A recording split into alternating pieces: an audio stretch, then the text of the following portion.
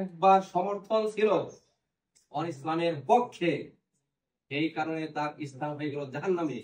আজকে আমরা নামাজ করে, রোজা করে, হজ করে, যাকাত দিয়ে, পীরের মুরিদ হয়ে, তাবলীগ করে, এরপরে যদি আমার মনের সমর্থন, আমার চিন্তা চেতনা যদি আজকে ওই অমুসলমানদের আকীদার দিকে, চান্দাবাজদের দিকে, সুদখোরদের দিকে, ঘুষখোরদের দিকে, জিনাকারদের দিকে, বেয়াদব লম্পট ইসলামের শত্রুদের দিকে যদি আমার সমর্থন থাকে, আল্লাহর কসম এই তাবলীগে, এই মুরিদে, এই ইমামতিতে, আমার এই নামাজে, আমার এই তাহাজ্জুদে করছেন কেন আমি জান্নাতে যাওয়ার আশা করতে পারি না, পারি না, পারি না।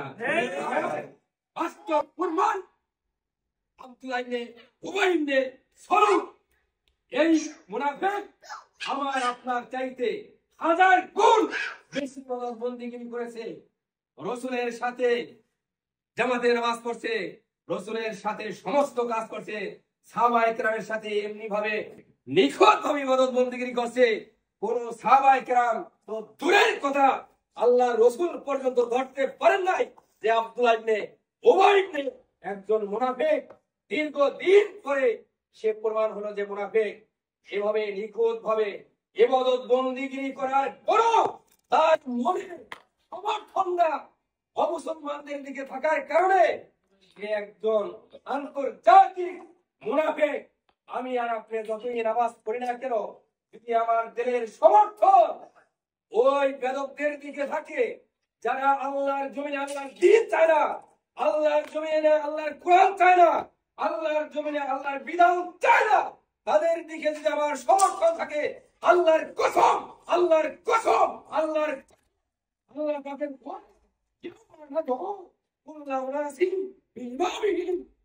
সেদিন ওই সমস্ত বেদকের স্থান যেখানে হবে, জাহান্নামের যে জায়গা হবে, আল্লাহ পাক বলে দিয়েছেন তুমি তাদেরকে সমর্থন করার কারণে তোমার স্থানটাও আমি আল্লাহ পাক ওদের সাথে করে দিব।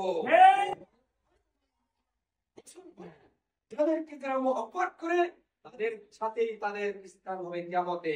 আমি যাদেরকে মহব্বত করব, ভোট দিয়ে সমর্থন করে, মন থেকে যাদের সমর্থন করব, হাসরের ময়দানে আমার স্থান ওই সমস্ত চোরদের সাথে, বাটপারদের সাথে, ডাকাতদের সাথে, অর্থ সম্পদ পাচারকারীদের সাথে আমার স্থান হবে।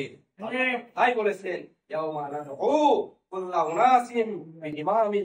তুমি যাদেরকে তোমার এই জীবনে নেতা হিসেবে মানবে, অভিভাবক হিসেবে মানবে, তুমি যাদেরকে মহব্বত করবে, ওদের স্থান যেখানে হবে, অর্থাৎ তোমার ওই এমপি, মন্ত্রী, মিনিস্টার, চেয়ারম্যান, মেম্বার, তুমি যাদেরকে সমর্থন করে বানাইলা, ওদের স্থান যেখানে হবে আমি আল্লাহ তোমার স্থান সেখানে বানিয়ে দিব।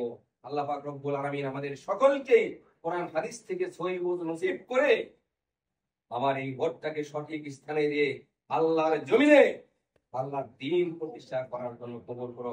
আমিন।